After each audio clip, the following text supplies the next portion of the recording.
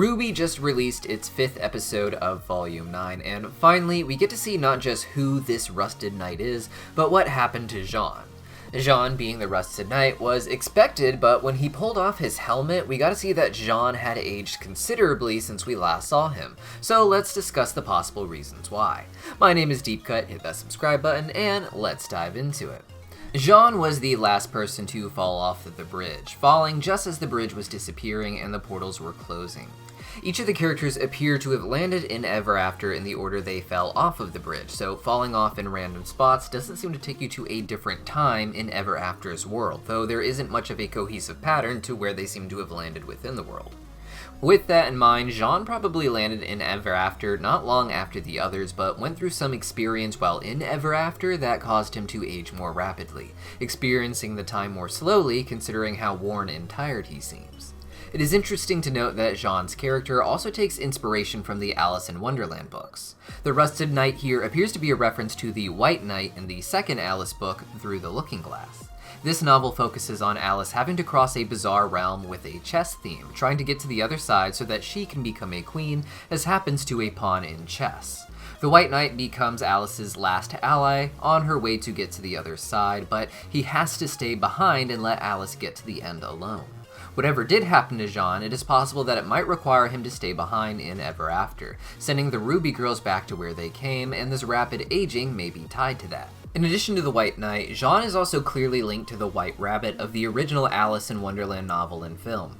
This rabbit is always singing that he is late, interesting with Jaune falling into Ever after the girls did, but somehow being here longer. Other references to the White Rabbit include this awesome rabbit beast, a jackalope that he rides in on, with hints for this plot perhaps going all the way back to when Jaune first wore his Pumpkin Pete's shirt. Many fans speculate that whatever happened to Jaune, it has to do with the concept described by the Curious Cat in the most recent episode, which he calls ascending, but looks more like a fall. This was witnessed by the Ruby Gang when the Curious Cat caused the caterpillar to fall into a dark pit. In this week's episode, the Curious Cat describes this process of ascension as something the residents of Ever After going through when they are no longer able to carry out their purpose for one reason or another.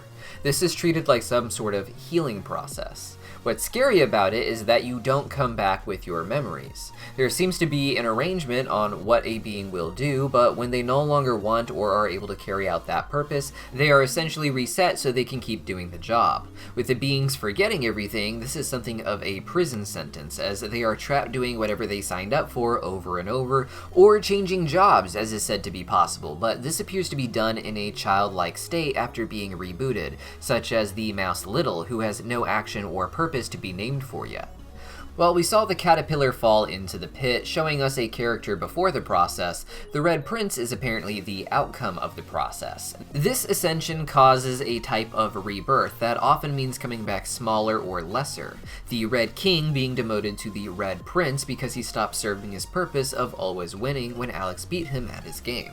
This ascension is very reminiscent of the process of falls in very spiritual schools of thought and parallels the fall of the human characters of rwby into Ever After. Here, they are going to face the opportunity to change, and in fact, have faced it already when confronting their past selves in the dark. One wrong move, and they may end up ascending as well, but even if they don't, the challenges they face trying not to ascend like that will be what really changes the characters before returning to Remnant. To give into the temptation to change thus far has been presented as giving into the temptation to start over, to forget who you are, as forgetting seems to be the easiest way to going back to what you were doing before, or taking on a lesser position instead of a higher position. Perhaps, like the king returning as a prince, we will meet the caterpillar again, but without his butterfly wings, return to the younger wingless caterpillar form. However, the goal is claimed to be coming back fixed in a way, perhaps even better, something hard to do without memories as you can't learn from your mistakes. Without memories, you just regress. The Curious Cat suggests that there is no reason to come back with your memories. However, that doesn't mean there is no option to come back with your memories. The Curious Cat seems to indicate that coming back without your memories is the norm, but that may only be because it is the easiest option that people have, as retaining their memories makes them feel incapable of dealing with the duties that they were assigned or once agreed to. To truly ascend and return to their own world, however, Ruby has to retain her memory, no matter what title or duty she takes on or not, using the memories to grow instead of throwing them away so she can regress and be a simpler and happier version of herself like a child. Considering that the Ruby gang, as outsiders, seems to be able to ascend, as it is called, just like the natives of Ever After, that means Jaune could have fallen and come back different as well. While the king regressed to a prince and the caterpillar may come back regressed too, Jaune may prove to the curious cat that there is a reason to keep your memories. Jaune may have fallen into Ever After feeling like he was purposeless and thus wanted to adopt a new purpose, the purpose of finding and saving the girls. He may have chosen that as his purpose in particular, however, it may not have been presented as an option. Instead, he may have adopted the role of the Rusted Knight, who himself may have the duty of fighting the Jabberwocker, among other things, as we have seen in the show, the way the Red King or Red Prince had the duty of always winning. This duty may have been taken on to help Jaune progress through Ever After in the way he needed to, taking on a role within the world unrelated to what his real goal is, which is to help the girls. While Ever After doesn't seem to be out of sync with the time of Remnant, or at the very least not too out of sync, time may not be an issue wherever the characters ascend to in Ever After. A place where they can come back as a child version of themselves is a place time may work very differently in. Ever After seems to have all sorts of trippy opportunities possible, and the place Jaune may have landed in himself may have been a place where time simply moves faster than everywhere else in Ever After, something perhaps indicated by the clock imagery surrounding him in Volume 9 of the opening. After all, the Curious Cat explains that each acre of Ever After is designed for the people who inhabit it, and all of these weird beings seem to have very different needs, and as strange, almost higher beings, some of them may need to be on a plane where time moves differently from the other beings in Ever After. It would explain why he is a rusted knight instead of a white knight, as a new suit of armor could rust pretty fast in a place where time moves differently.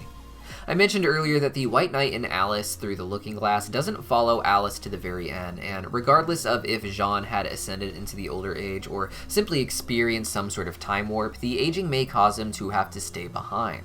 Perhaps it's not just his age that could hold him to Ever After, but the duty he took. A post he can't just abandon, but one that he may need to have taken in order to maintain his sense of self and survive long enough to help the girls return on their way to Remnant. But what do you guys think? Did Jaune fall, ascend, or just experience some sort of strange time dilation in one of those weird acres in Ever After? Let me know your theories for Jaune and the Rusted Knight in the comments down below, and I'll see you guys next time.